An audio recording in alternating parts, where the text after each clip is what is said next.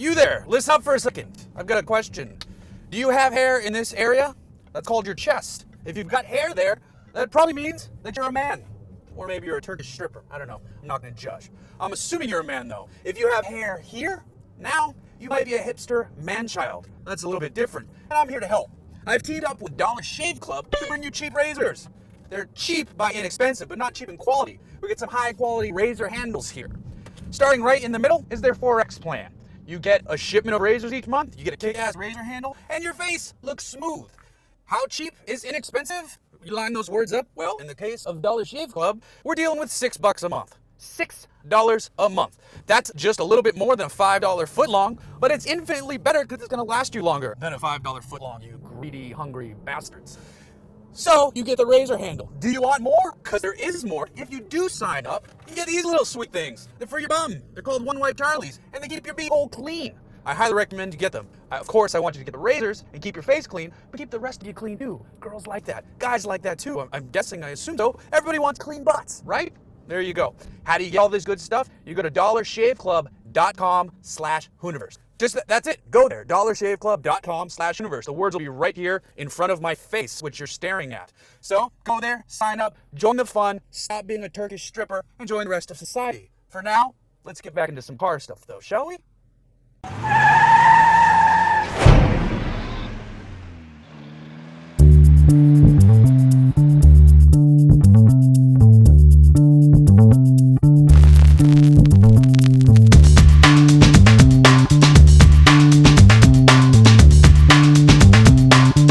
When you see the AMG badge, your brain begins to process things. You should expect massive horsepower, noise, and gratuitous tire destruction. Your brain now has to rethink things, however, because one of the newest members of the AMG family is the CLA45, and it's got the noise down. But can it deliver in other areas despite being powered by a turbocharged 4-banger, sending power out to all 4 wheels? There really is a whole lot to love about the CLA45 AMG. Mercedes is offering a lot of excitement in a small package for a decent price. And I say decent because as equipped, this car is $58,000. That's a lot of money for a very, very small Mercedes-Benz product. It starts at $47,000, which makes more sense, but then you got to add in the Parktronic Park Assist. If you want those really cool 19-inch blacked out wheels, that's extra. This sunroof is extra, and then all the nav and upgraded stereo, that's also extra. So I kind of wish they would throw that in for free, make this car top out at the most at $50,000 and call it a day. This shouldn't be a $60,000 car. It feels much more appropriate in the $45,000 to $50,000 range. But cars are expensive, so if you want these really killer seats and one of the best 4-cylinder engines ever made, you have to spend money, unfortunately. But that would be one of my biggest knocks against the car. Actually, it's probably my second biggest knock. My first biggest knock is the gearbox. This is a 7-speed dual clutch unit, and that sounds like it should be awesome. And for the most part, it is. When you're at speed, it shifts quickly. It just clicks them off nice and quick, up or down. But when you're just moving around at slower speeds, first gear is so frustratingly annoying. It feels like an automated manual. It feels like a 16-year-old kid learning how to drive stick for the first time. That shouldn't happen in a dual clutch gearbox. When you pull away from a stop or pull out of a parking space, it's such a lull. Like the clutch is almost slipping in and out of gear there. It's so weird. And then the same thing happens in reverse. So if you're backing out, you press the gas, and it's like, okay, there we go. Actually, you know what? Screw it. I'll show you. There's no one on the Hooniverse Highway hooning grounds today, so let's see if I can get it to do it. So I'm in first gear, come to a complete stop, on the throttle, and there we go. See what I mean? That's serious lull, and it has nothing to do with the turbo.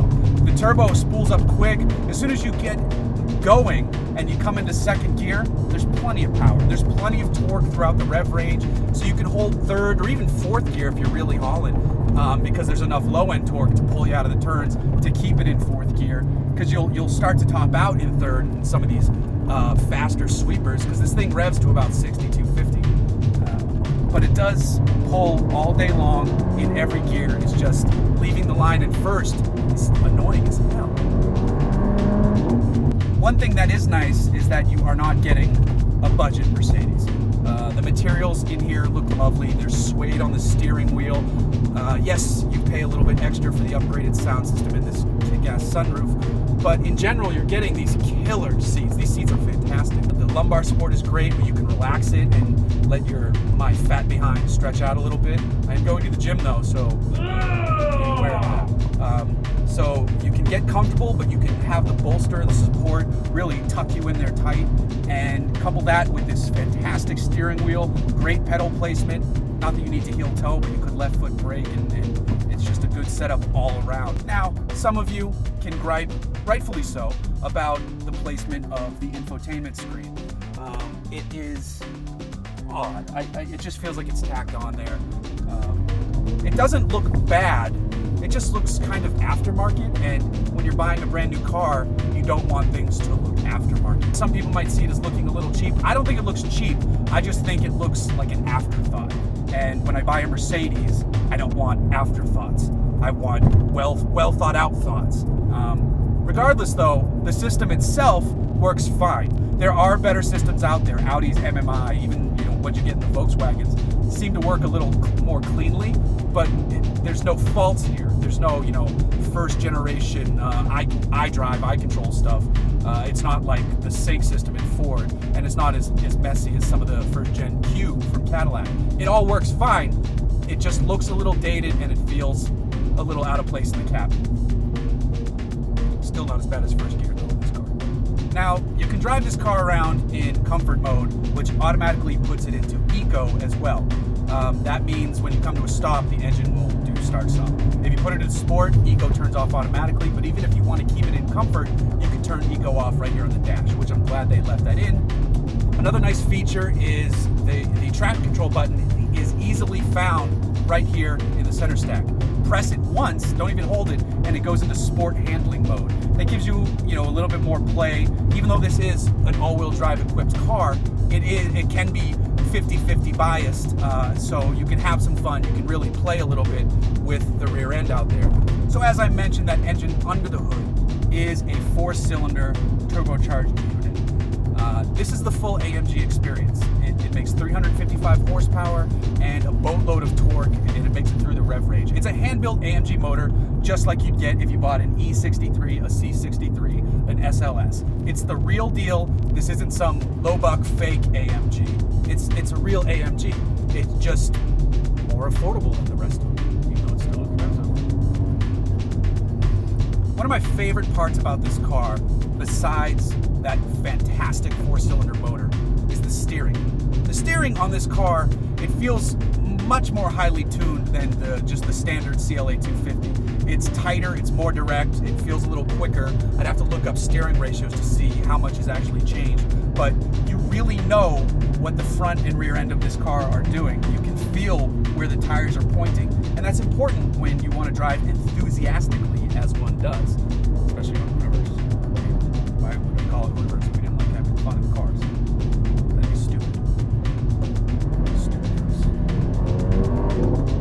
Another great thing, that exhaust. If you just drive the car normally, it shifts without drama from the rear end. If you shift the car hard, you get that blah blah blah.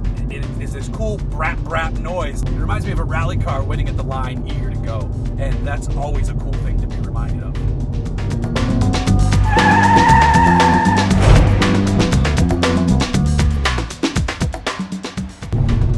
It says AMG. They're probably Recaros though. Yep, actually just found it. It says Recaro right here as I was in the guardrail trying to dig for you. That is journalism. No, it's not. It's just being stupid. That reminds me of, Group B rally cars from the day when they're waiting at the start line, getting their boost up